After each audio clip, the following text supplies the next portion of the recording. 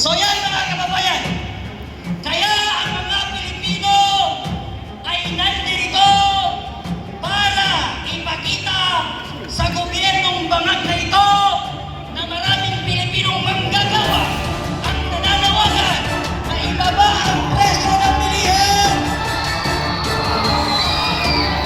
at taasan ang sahod ng manggagawa.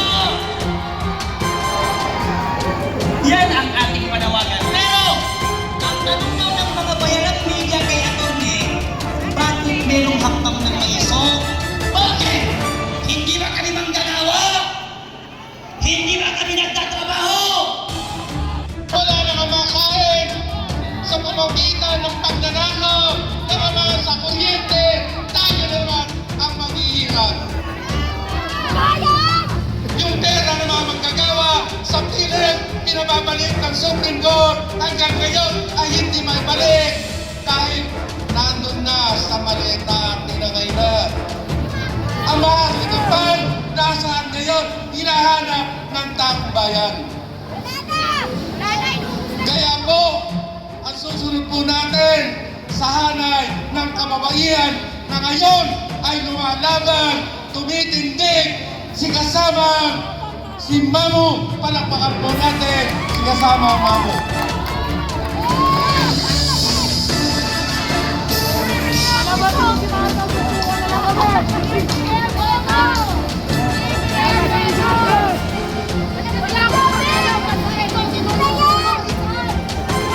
Yung asawa na parang penguin!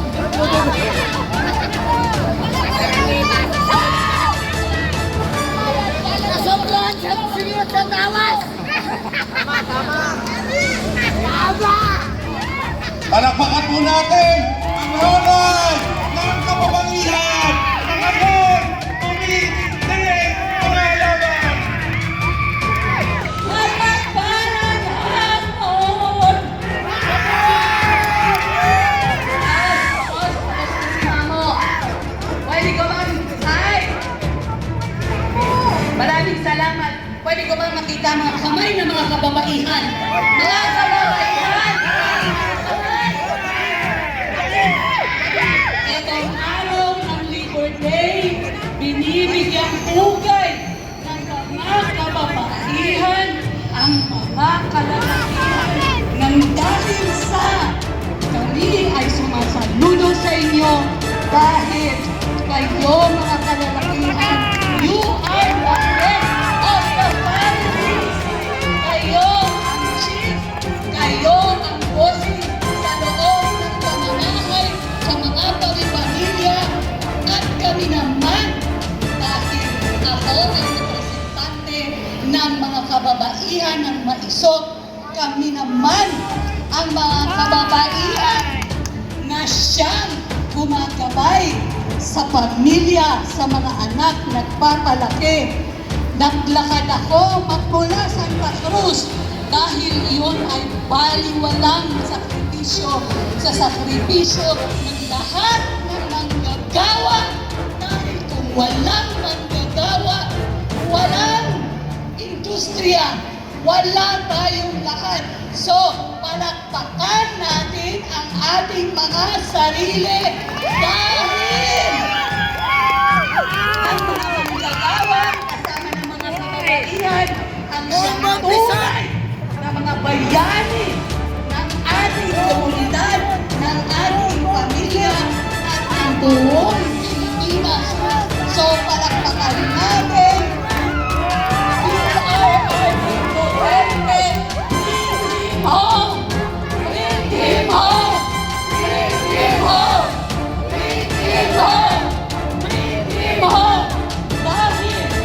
Kung natatandaan ninyo, ang labor sector, ang mga OFWs, yan ay tunay na minamahal ng ating tunay na presidente ng Pilipinas, si PRRD President Rodrigo Roa Duterte, na ngayon ay ibinigay ang sarili para sa taong bayan at para sa Pilipinas. So, nang dahil medyo kapos na nga ang boses ni Mamo, tayo dito ay gumagawa ng sarili nating way, ang ating pamamaraan para makiusap sa ating administrasyon. Oo, alam ko, galit na tayo. Pero alam mo ba na mayroong mas malakas na paraan kung paano natin ayusin ang tawag doon, transformation of this government. Alam niyo ba? Gusto niyo bang malaman? Yung mga kamay, kung gusto niyo malaman. Hindi ko nakikita yung pagkita dyan. Taas ng mga kamay. Sasamahin niyo ba ako? Alam niyo ba? I-Englishin ko lang kasi kulang ako sa Tagalog. Pasensya na. I love you guys! I love you guys! Alam niyo ba? No problem. Ang sabi ng Diyos, all names, all, hindi isa, all names will bow down to the name of Jesus. Amen!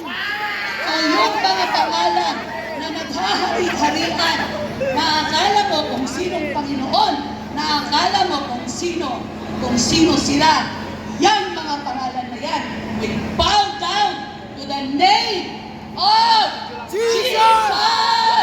Amen! So magdasal po tayo. Samahan niyo po ako.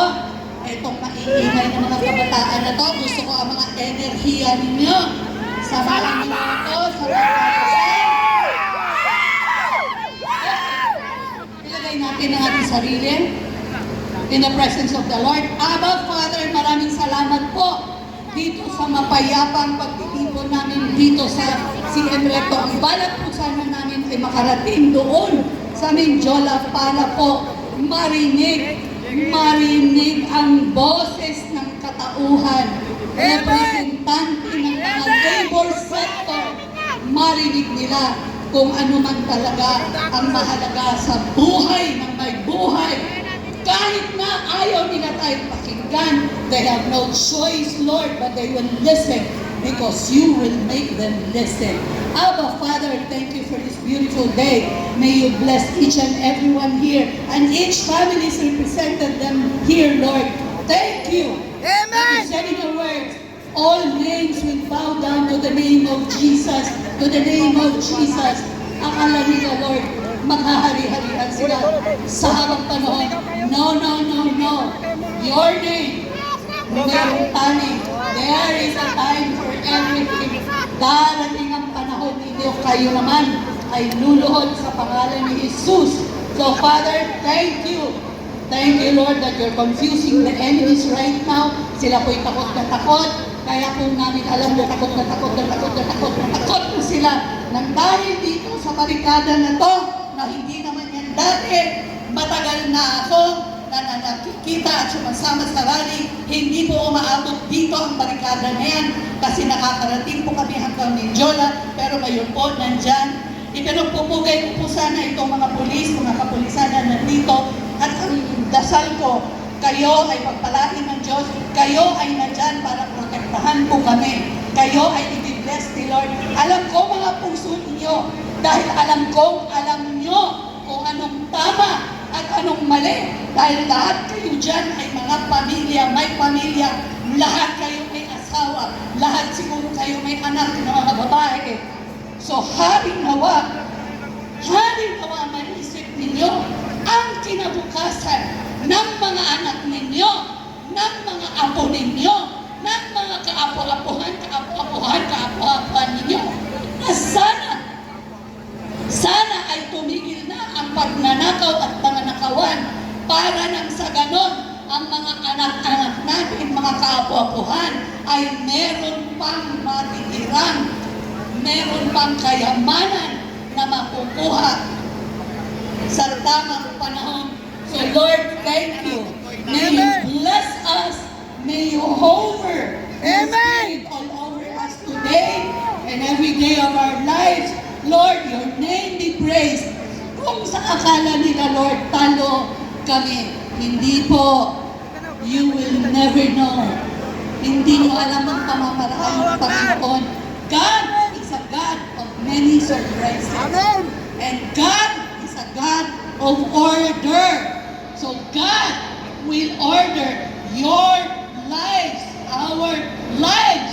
This administration will be ordered. Will be ordered. Will be ordered. In Jesus' mighty name. And everybody says, Amen. Amen. Amen. Father God, sa inyong lahat. Salamat po.